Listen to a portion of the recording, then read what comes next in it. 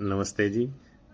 कल हमने 23वें सूत्र में चर्चा थोड़ी-सी अंत में की थी कि ईश्वर के प्रति समर्पण करें, तो विद्यार्थी महर्षि पतंजलि से पूछ रहे हैं कि गुरुजी, ईश्वर कैसा है, उसे कैसे पहचानें? तो 24वां सूत्र इसके लिए देखिए, मेरे साथ बोलिए। कलेश, कर्म, विपाका, सय्यर, प्राकृष्टा, पुरुष विशेष ईश्वर है।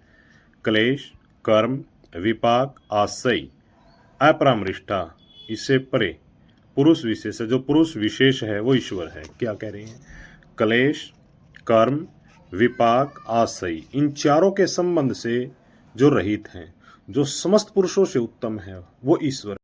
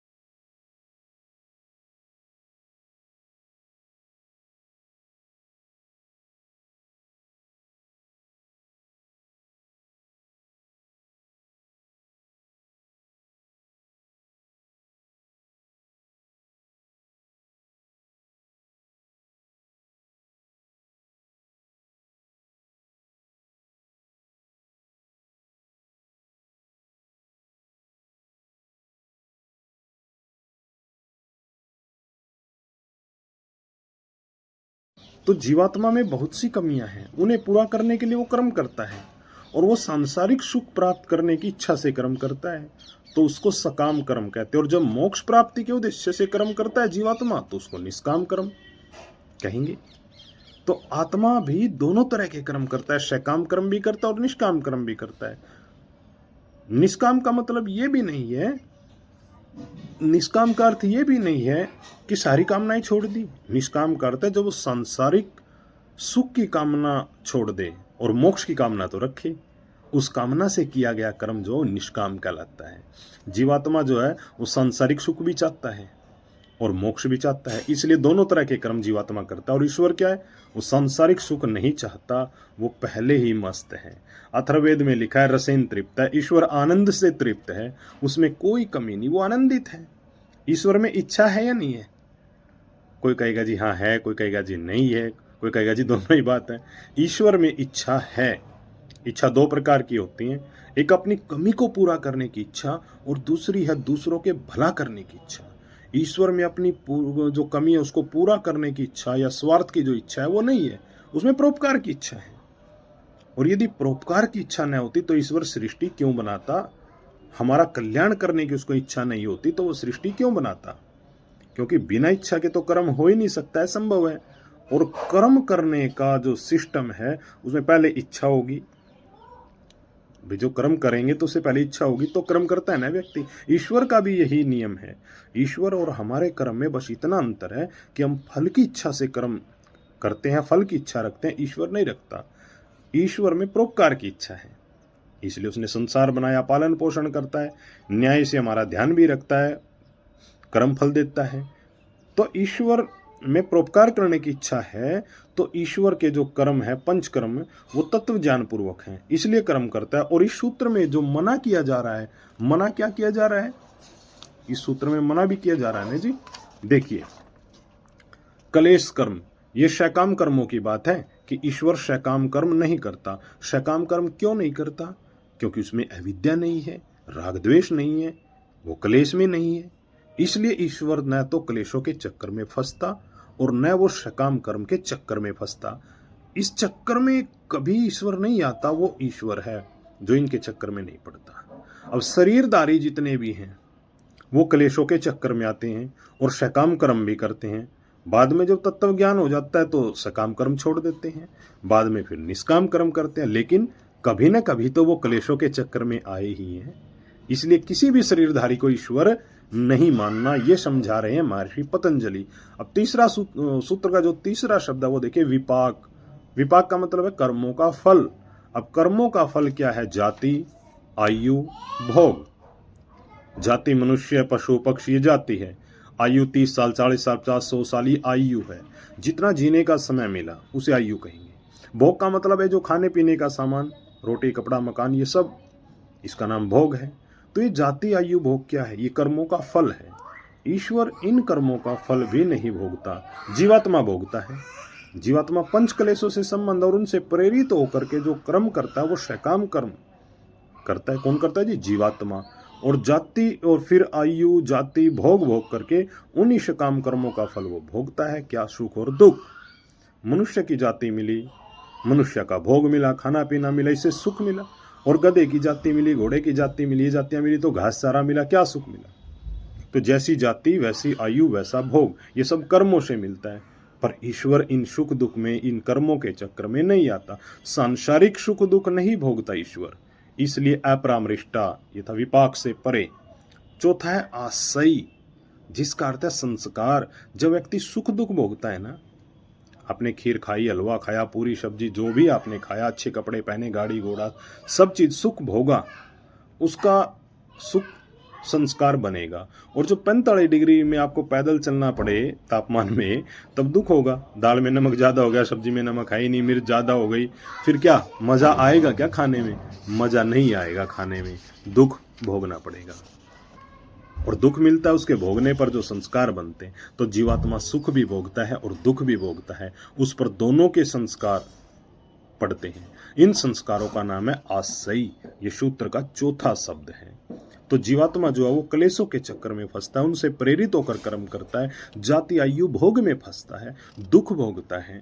फिर उस पर संस्कार भी पड़ते हैं। तो इन चार चीजों से जो संबंध होता है वो है आत्मा और अपरामृष्ट है। इन चारों से कभी भी किसी भी काल में संबंध नहीं होता, वो है ईश्वर। वो कभी शरीर धारण नहीं करता, अवतार नहीं लेता, ये सब भ्रांति है। हाँ, जीवात्मा जन्म लेता है, अपने कर्म करता है, फल भोगता है, सुखी दुखी होता है। तो सूत्र में कहा चार चीजों से अपरामृष्ट है। अपरामृष्ट अर्थात कभी भी इनके संपर्क में नहीं आता, कभी भी दुख से दुखी और नहीं होता। वो सब जीवात्माओं से भिन्न प्रकार का, विशेष प्रकार का वो तत्व है, ईश्वर है वो। उसको समर्पण करना, ये महर्षि पतंजलि जी समझा रहे हैं। और भी है विशेषता ईश्वर की, अगले सूत्र में पढ़ेंगे।